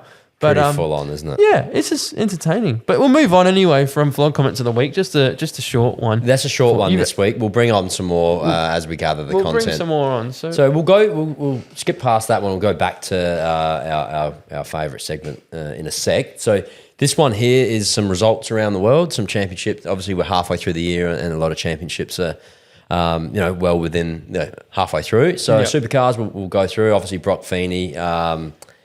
He's doing quite well here, and Darwin. I think he got all 2 or 3 races. He won. Strong results in Townsville. Brock Feeney. Look, he was a championship contender last year. He's going to be this year. Will Brown's been up there. He's been doing good. But Matthew Payne's been a highlight. I'd say as a rookie in third position. He's had some good results this year. But Brock's he's off and running. Like he's got hundreds of points now up his sleeve. He's So been getting the pole positions. the thing is, strong in though, Townsville. it all resets, doesn't it? Yes, with the new system this Does year. it reset? Do you know? I believe it resets to the top 8, if that is correct. Does it fully like reset? We should know that. I feel like I've heard about this, how the playoffs, is that what they call it? That's what they, It's like a NASCAR version. Yeah. I just feel like it's been too quiet the last 6 months and I've totally forgot how it Right. works. But it does reset for the top 8 drivers, I believe. Top 10 or top 8? Top 10. 8. Yeah, top 8. 10? Yeah, I don't know. And, everyone's got points in the Look, bag. Matthew Payne, he's doing quite well. Cooper Murray's, I'm surprised at the back because he's had some decent results. But Jackson Evans has had like 4 DNFs the last 4 races. Like Jackson Evans has had the worst luck this year with avoiding crashes. But Cooper Murray's worse. I'm surprised Cooper's so far back down there. 40 points. And Jackson hasn't finished a race in 2 James rounds or Courtney something. got a podium, which is big for him. Richie hasn't really done much this year. Yeah. It's weird That's very seeing strange. David Reynolds down so far, isn't it? Well, 6:37. he did get a pole. Did he? No, he got a top front. Did he get pole? Pretty sure. In Townsville for one of the races. It shows how tight the series is. It does, but sometimes these young older lads do have their charms. But It shows, like, obviously, people cry, James Courtney, Will Davison, David there's Reynolds. a multitude of things. I find it so hard to keep up with supercars sometimes, but So that's just a rundown. that's a I rundown guess. for Townsville essentially. No, that's the full, After that's the after championship correct. results after Townsville. Queensland Raceway's next, which is back on the calendar since 2019. And then moving on to Formula One. So Formula One here, obviously we see Oscar. 3 years ago, you wouldn't expect this. No, Australian leading the Formula One championship is mega for us. 5 wins this year, but Lando the last couple rounds has caught right up. Oh, it's so good. And what do you think about the last round with the whole safety car? Yeah, look, it was a brake check. It wasn't. I feel like it was a very odd stop from Oscar. Why did he have to do it? penalty? I know. It's like, why did he have to do it? Look, either way, I think he would still finish second, even though he was doing strong that race. You don't. What do you mean? Well, he got the 5-second penalty, and then the strategy was prioritised to Lando Norris, who was. But leading. I reckon Oscar would have won it. It's a hard one. What if? It's actually still the gap is still so tight. With The gap's Lando. tight. You're virtually Verstappen's tight. probably out of it now. Verstappen, I think that's done. George could even take over third. What I find amazing, and this is what I'd love to see, is Nico Hulkenberg got his first ever podium. He's been in the sport since 2010, I think, and he got, he got third place in a Kick Sauber car, which is meant to be the worst car on the grid, but that has boosted Sauber up in the points. They are at 41 points, Kick Sauber. That is a transition ahead of RB, Aston Martin, Haas, and Alpine. So every team has points, but Alpine's struggling on 19. 41 points. And keep in mind, Kick Sauber got like no points last year. But the thing is, with that, like, they would have moved up 3 or 4 spots on the constructors amazing. just with that one result. I reckon they moved up 3 spots. You look at podiums this year, 20 podiums for McLaren, Ferrari with 4, Mercedes of 6, Red Bull of 5, Kick Sauber with 1. It's amazing, but there's... Williams hasn't had Even one. Aston Martin's been struggling like a dog, but they should make a comeback. Once the new Adrian Newey comes on board. But then we look at the Super 2 Championship. I do want to move on to this one. We got this has been a big one. Like Tickford, It's Tickford Cup, isn't it? We've had an ex-Tickford driver. We've had a current Tickford driver on the podcast. Tickford is just killing it in Super 2. Roland Gray leading the championship. Our guy Ruben Goodall, Nash Dalton. They've all been on the podium. Lockie Dalton won last round. All these boys have been on the podium, and then you've got Triple H sort of up there, and Eggleston Motorsport. How do you say it? Eggleston. Eggleston. My apologies. Eggleston's been. But who do you? 4, what have 5 car they doing? team. What's Tickford doing? They were strong last year in Townsville, and they haven't been this year. Yeah, poor Gagan. He's a. So what's going still on with bottom those there. guys at the back? Have they just had some crashes? There's been some DNFs. There's a lot of rookies. Like Hughes isn't doing very well. Hodson's a rookie. Tom Sett's a rookie. Brady's a rookie. Right. So there's a. I think Ben Gomezol's doing pretty well. Gomezol's doing well in the Triple Eight, which is really good to Vaughan, see. I think, has struggled. Bailey Sweeney's been great, but he had a couple of DNFs, which have been unlucky. It's still tight though, from say 5th to 10th. Like you're only looking anyone's at in that championship 60. still, and there's only 3 rounds left. I wouldn't say the lead though. The lead's starting to. I don't think away. anyone. I think Tickford Autosport's got this season sorted. They have been so good this year of those 4 cars. That's the team to be in. And you look at like Brad. He's Brad Vaughan's he's doing extremely well because the cars are different. Let's be real. There's multiple true to things. Yes. But that's interesting. Brad Jones has been a bit struggling a little bit, but they're getting their groove. Who else is in the other Brad Jones racing car? That's Cody Gillis. He's had a really tough year as well. Not a bad driver at all, but he's put in some finishes. But I hope he gets up there again. He's always got like the Allen's car and like the lollies and stuff. Right. Yeah. Does he have lollies in the pits? I hope so. I haven't seen any when I've seen him, so that's probably something he should get And more. who's that? Gillis, you said. Cody Gillis. He's right, yeah. in the back there. Yeah, We'll move on though. So Tyre Power Attribute Series. Adam Marjoram for Team Motion Racing, currently in the championship after Townsville. I probably should let you talk about this because you're up there. Yeah, look, obviously we've moved up a few spots. We're in 10th. We had a really bad couple of rounds at the start of the year with some mechanical problems. So, we're sort of... We're not really looking at the championship in our neck of the woods, so we're going out swinging. So...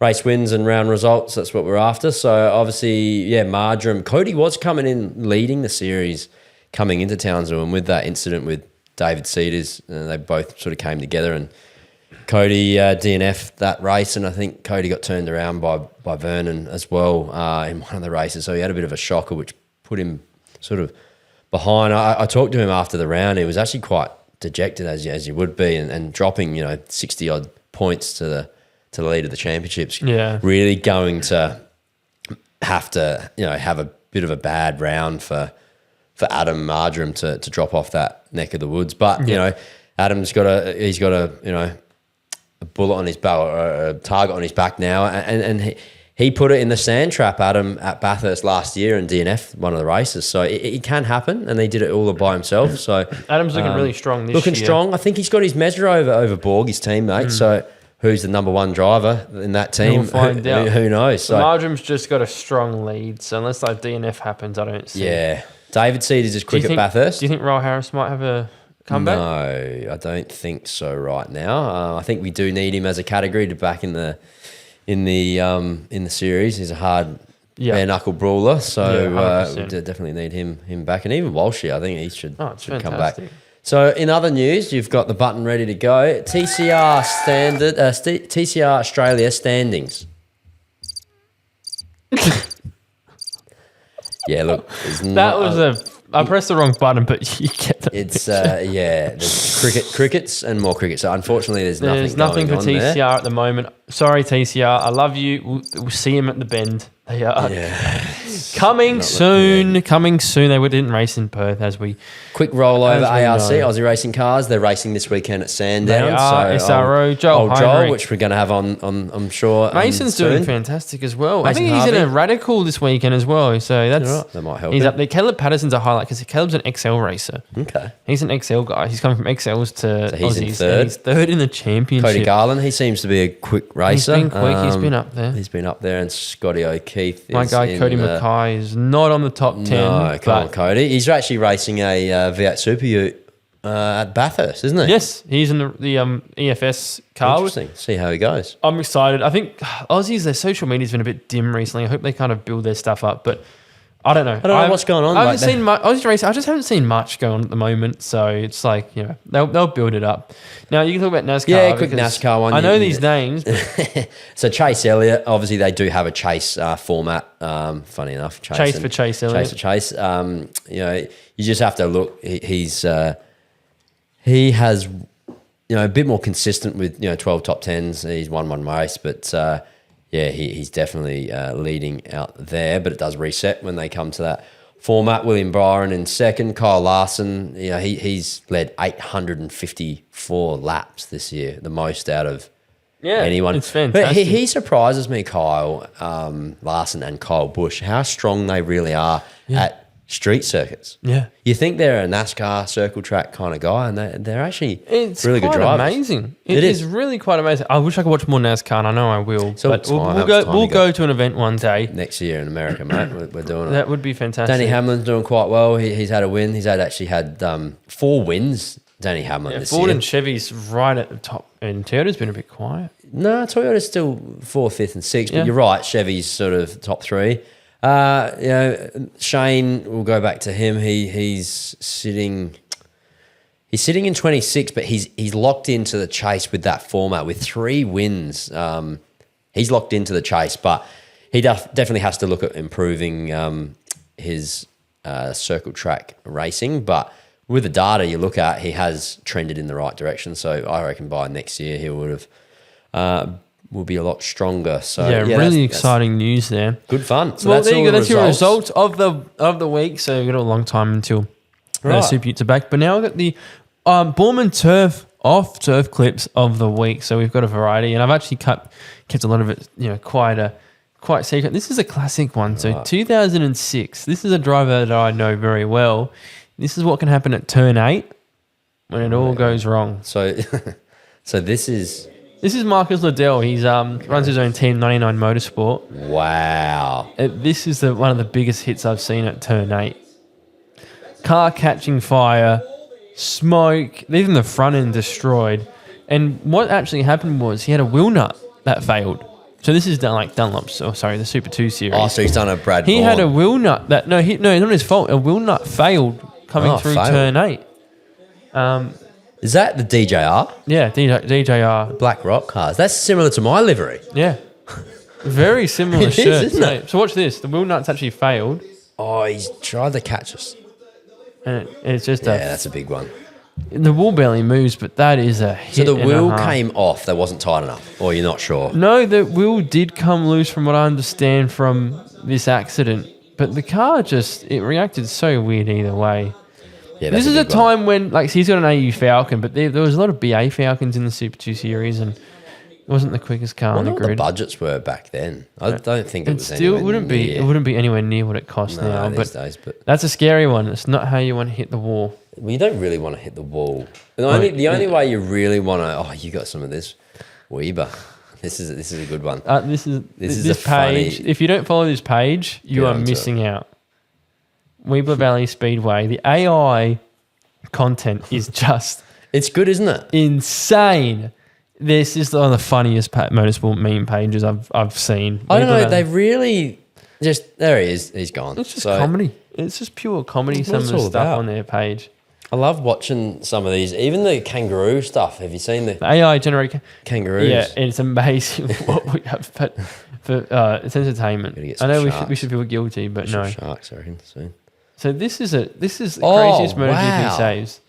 I mean, in the wet, it's like How they hang on to it. How yeah. you hang onto a bike to save it, and to then have the Well, MotoGP, just what they do out there on the circuit is bloody crazy, and then to hang on the and bike. to get back on the bike and to keep going. How's he going to do this? He's going to pull up to stop. I just feel like MotoGP saves are just some of the most fascinating to watch, and there's some Oh, scary wow. ones. There is some Big ones.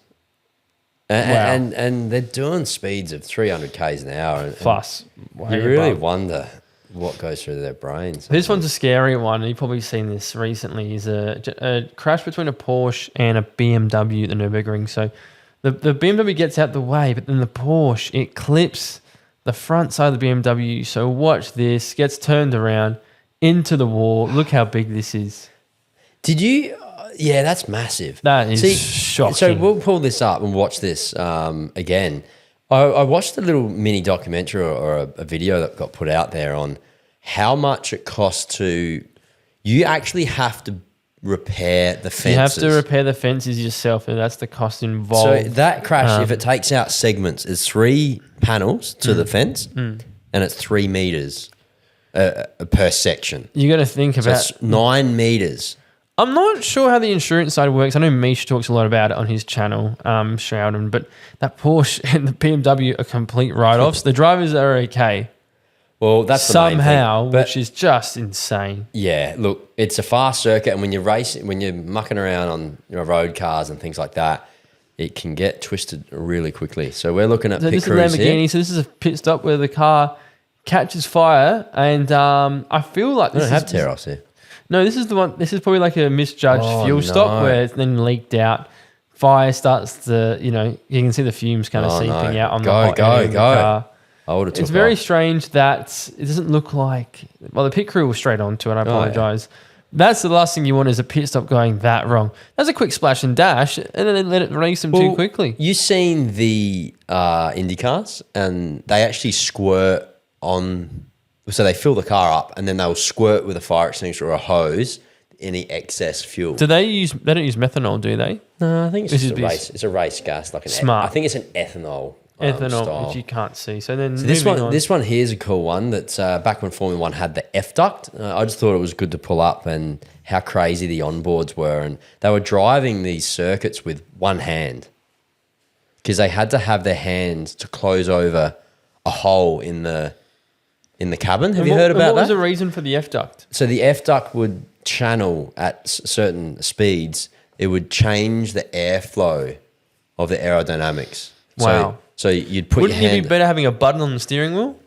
I don't think you couldn't have that.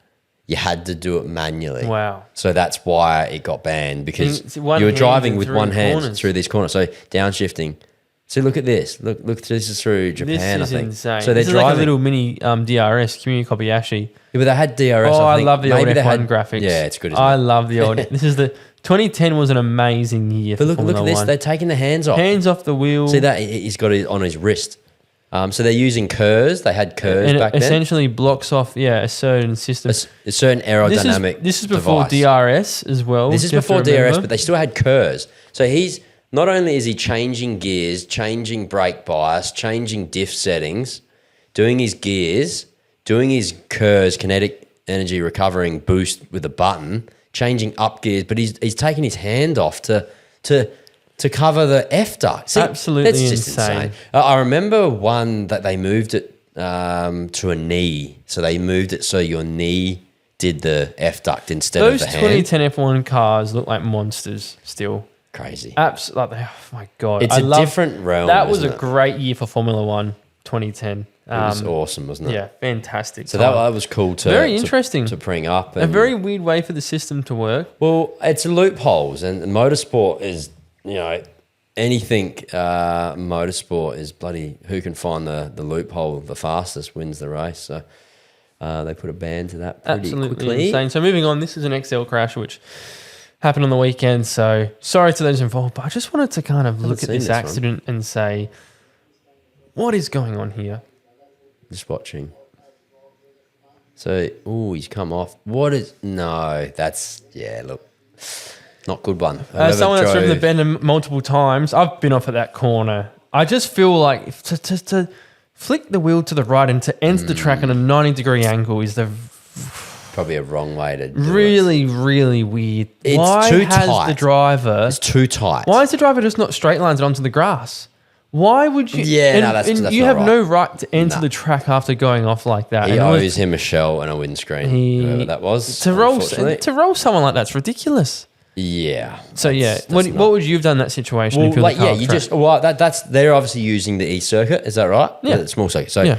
I reckon where that segment of the track is, sometimes you run wide, go off the curb, and you just run it off, straight line it. Oh, but you just don't turn that ridiculous. tight. Yeah. No, I can't that's- believe someone's done that, but that's just grassroots racing. It happens in other forms. So Lucky. finishing off with our So- last clip of the week. Oh my God, that is bad. Yeah, that's massive. Oh, that's bad. He's still in the car? I believe it would be. What kind of racing is So this? this one is they auto cart. They're like a cross carts. They run like a Does motor. that happen normally over jumps? Like people Well, messing no. up like that? No, it's like a side by side, but like it's a. It looks like he's gone off small by one. himself. Like he's just lifted off the throttle a bit too early. Yeah, and then- well, he's just nosedived. See that? And then it's clipped the front. Oh, and that's- just rolled it. that That's is- massive, isn't it? scary accident. That's at least 10 rolls there. That's huge. So Ugh. everyone's listening, Off- junk on the video and watch these out. We'll pop them up on the Off-turf screen. Clips of the week. If you saw that, if you are driving, don't be watching those, of course. No. So we want to start to wrap it up soon, but we've got the United Fasteners Would You Rather segment. So thank you to United Fasteners coming on board, one of Adrian's main sponsors. Now, asking you, Adrian, if you had to choose another support category that wasn't Utes on the Supercars or SRO calendar, what would it be? Trans Am. Trans Am. And I thought it would be. I bet apart from Trans Am, because I think it would probably be probably GT4 maybe.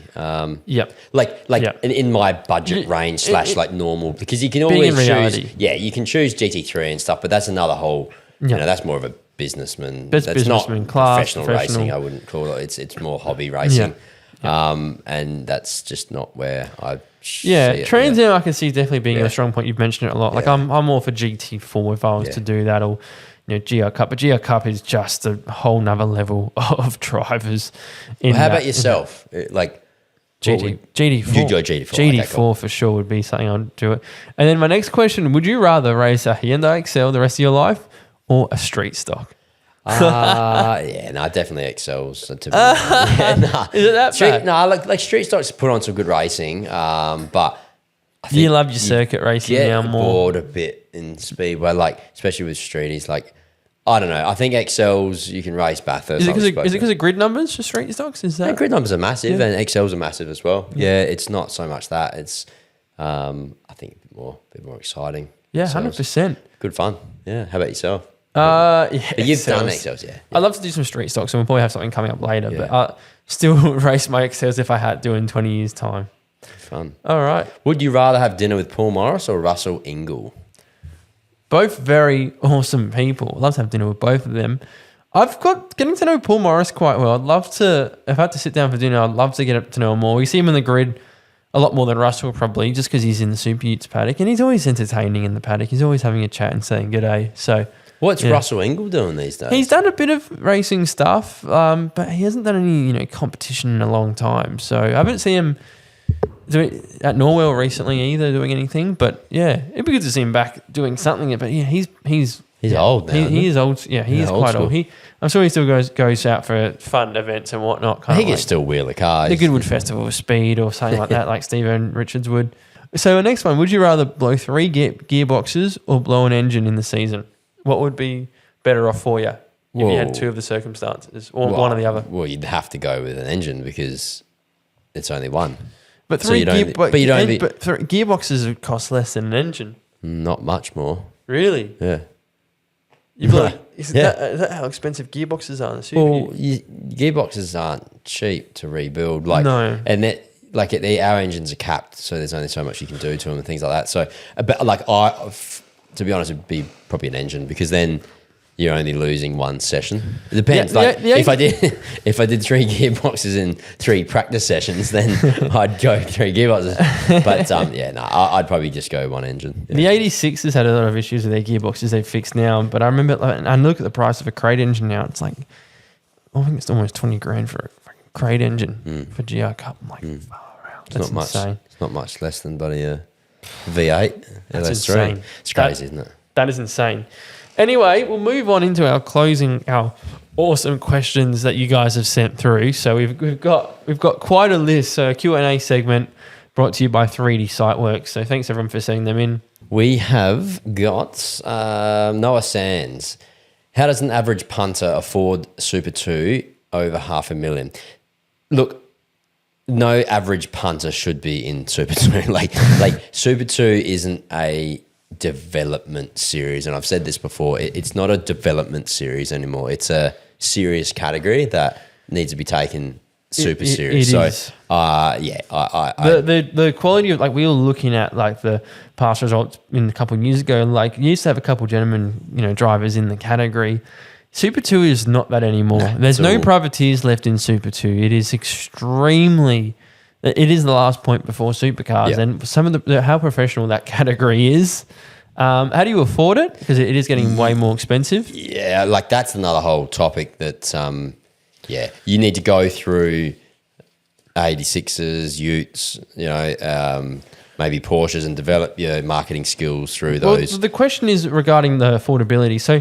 Look, there's a lot of young drivers on that grid who I know have bring in massive sponsorship dollars, and they've built those networks over time in their junior careers, and that is definitely a survival case. There's also a lot of drivers who midway through a season lose major sponsors who rely on them, and they do struggle, and they sometimes have to sacrifice racing for that reason. So a lot of these drivers are round by round. That's a reality, and you're looking at like 80 grand a round. And there's other drivers who do have massive budgets, who come from family money or come from something along those lines. There is a lot of family money involved in motorsport, as we know. Nepotism, that's what it's called. Yeah. And the reality is, as much as it probably, is difficult to accept, it's always been how it is. And you'll see there's a lot of big businesses owned by people's families that are racing in that category that we know of. I mean, we were looking at like, 888, there was a whole new car being built, and obviously that's been funded by the people behind the scenes involved in their kids' careers going forward. So I guess it still is a development series, because it's not, I don't believe it's sustainable in terms of money coming in, sponsorship, and it's like money going out. Whereas other categories may be similar to, say, Trans Am or definitely the Utes is more sustainable for how much money we're spending versus the money coming in. It's more of a sustainable series that you can be in for a longer period. Doing more than 2 years in Super 2 with, say, your money from just your family, you can only do it for so long until you have to stop. If you haven't made it, you stop racing completely. So it is different to other forms of motorsport, I guess. GT racing may have, the second driver might be a professional driver, and they pay a professional driver, and the other driver is a gentleman driver. So that's a form of, I guess. That's another form of it. If one way to do it, and it's happened multiple times before. Look, it is interesting. Good question. Keep them coming in. Kobe says, drivers boxing on or no? So you see a lot of these fights in NASCAR. Look, I think there is merit for it, because we have lost a bit of that passion in Australia. We have gone soft a bit. We've seen it in the past, like 20, 30 years ago in V8 supercars, the Vesco sort of style.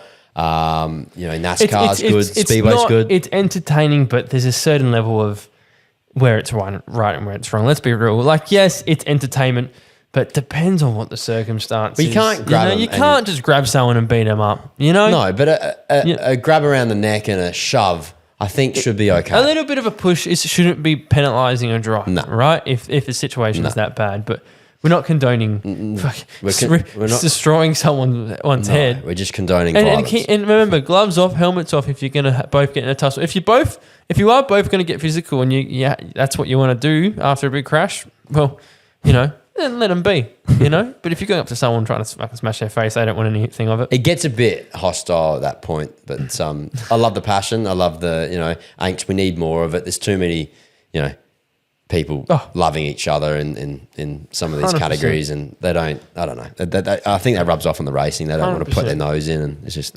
softies. Brad Verica put in one of our V8 Super Ute competitors. Can you fit a tow ball on your ute so I can hook onto you at Bathurst? I've never been there. So that's a good one. That's surprising. Verica's raced XLs. I thought he did XLs, isn't it? That's maybe he's never been Bathurst. That'll be interesting for him. He's been finding his feet in Western Sydney Motorsport this year. And I don't think I'll put a tow bar. Maybe a bull bar. But no, he's asking for a bump draft, mate. He's asking for a draft. I can get a bump draft. Verica's he was great in XLs, and he's getting very quick now in the CPU series. There you go. Do him a favour, mate. Do him a favour. So this is a good one. We both know him quite well, and he's an official that gets along with us quite well. Cole from up at the Bend, Cole Heyman. Favourite clerk of the course. I don't know where he was going with. He said favourite cock. He put down favourite cock, and I was like, "What's going on here?" It's COC, clerk of course. So let's just come on, Cole. You have two big words to mix up. Yeah, it's a silly one there. Favourite clerk. Obviously himself. Cole Heyman is a funny one. Has been at the Bend for so long. I know his voice so well, and he's always a blessing at drivers' briefings when he does them, and it never gets old. He is fantastic, and he wants to drive the Ute. And I've seen him drive a Mustang. I think he needs to do a few more laps on the Mustang first. So, love you, Cole. Cole, you're a good man. Stay on to it. Favourite now, okay, this is two more to finish off. Sid764 sent in. is the Adelaide 500 or the BP Adelaide Grand Final turning into more of a festival carnival, adding, speedways and motocross and lawnmower racing and ladies functions and pineapple events than the actual core motorsport? It's an interesting question. And I don't know, like it brings in people with different bands and AC/DC, but are we losing the core motor racing is which? The thing is, what do you think? I feel like it's so good when you can bring in more people for different variety of things. Like the sprint cars, it was amazing. Is it a sideshow circus rather than I think motorsport events need it. The 500 is one that does it the best, and other places try and replicate that. Other tracks, and they can't compete. Okay, well, hang on. Let's jump in here for a second. The Bathurst 1000 doesn't have sideline circus acts. It's because you know what I'm saying? If you're from Bathurst, you're there for that core motor race, right? That's what I'm saying. You saying. get your chips, you watch the race. Yes. But the 500 is where it's located is an environment where you want to get more families involved who are just there for you, who are just your average punter because it's in a CBD area. Yeah. Street circuits need that livelihood, and I think if you can bring more people to an event and they're going for AC/DC, but they see sprint cars on and they're like, oh wow, what's that? That's cool. But we got to make sure that we don't lose sight of the main categories on the main circuit because, they're putting on, that's what the main event is, isn't it? Yes, 100%. So I don't know. That's a good 100%. question. I feel like the 500 have to be careful. This is going to be its biggest year yet with what they're doing. And I feel like it can only get better because the core racing is still there. For the core motorheads, if you want to see it, you want to see it. What I don't agree with is that I'm pretty sure if you want to see the concert now, like AC/DC, you need to get additional tickets. Is that right? Is that 100%? Not 100%. This is what I've heard. Right. And if that is true, it's like, it's a bit of a tough one to swallow. But people ask that with the Speedway. I get the cost involved is enormous, but what that event's bringing in is amazing. But they need to make sure they're putting on good entertainment on the main circuit. 100%. And I think they shouldn't lose sight of that. We had that with all the cars that jumped over stadium trucks. They were massive. They kind of went wrong last year. Last year, for some reason, I think because it was just low numbers, but something went wrong last year. Just all the accidents that were happening. Well, they couldn't get them in off the wharf. They didn't have enough numbers. They weren't wrapped because poor GDs had to do them 2 days before the event. It's just not good enough. It was very weird last minute, and I think maybe I think that stigma, that whole jump truck thing's maybe run its course now. People have bit over what it. The 500 is becoming is something bigger and better, and getting more people involved. I'm all for that. And if we get more people at a racetrack, I'm for it. But as long as the core motorsport doesn't get left, because they have to be careful. 100%. Because you can add another 2 or 3 things and you're losing sight of what the original Absolutely. So, I'm so keen for the event. I wish you were there. And we got final question from Ben Gallia, my friend who's just had an accident with his XL. His dad crashed it. When is Dusty driving me XL? Well, Ben, when you build it, let's test it out. His dad hit the concrete wall at the bend. Oh, really? The inside at turn 5, the fast-flowing left-hander. Right. Yeah, massive hit. So that car got destroyed. So they're building another car after they just rebuilt one. So wow, far out. There you go. Thanks, Ben. So he wrecked one. Ben rolled one, then they rebuilt one, and then his dad crashed it. So was that the new one that they rebuilt? Yeah, it's really unfortunate. So maybe you could finish it off. You could wreck another one. If I can help out, I want to. I feel so bad for those boys. But in closing, so what's going on? You got a Sandown this weekend for you? Sandown for SRO. By the time you watch this, that'll be wrapped up. So GT3, GT4, Aussie racing cars. We've got a ride day coming up. A lot of sponsors, they're jumping in the car. We're putting a second seat in the Very exciting. And bringing some guests in and doing that day. Hope to be there. That'd be really cool. That's going to be a good one. Can't wait for You're that. not racing till Bathurst, so that's we've got yonks away. Yeah, we've got a little while. So we're heading to the snow, do some snowboarding. Can't wait for that. Next race for you in a few weeks' time. Phillip is the Island XL Nationals. Gosh, I feel like I haven't driven in ages, which is weird because it hasn't been too long. But XL Nationals at Phillip Island, going away with a bunch of awesome mates to go racing. I make some YouTube content. And then, we kind of just got a couple supercar events after that with Queensland Raceway. We're going to get some guests on. Now, the thing with our interstate guests, we are going to be getting more people on because the Ben has a bunch of events coming up. We're going to tie people in from there. So there'll be a couple of supercar guys. We should be supercar Porsche Carrera Cup. We've got a couple from Adelaide. We still want to get on the podcast, but if there's anyone that you want in particular, please let us know because with all the events coming to South Australia, finally we can actually get people engaged. We've got 3 national champions. States. We've got plenty. We've got some really exciting stuff coming up, and I can't wait to do our dilemma comments and our crazy videos of the week. So thank you. Send in more comments, videos, and stuff like that, and we'll bring them all up. Make sure you like and pull subscribe. Your finger out and subscribe because look, I wore a pink shirt. Adrian wore a pink shirt. Pinky. Just for your likes and your subscribes, mate. So thank you very much, Adrian. It's been a pleasure, and we'll catch you soon. Cheers, guys.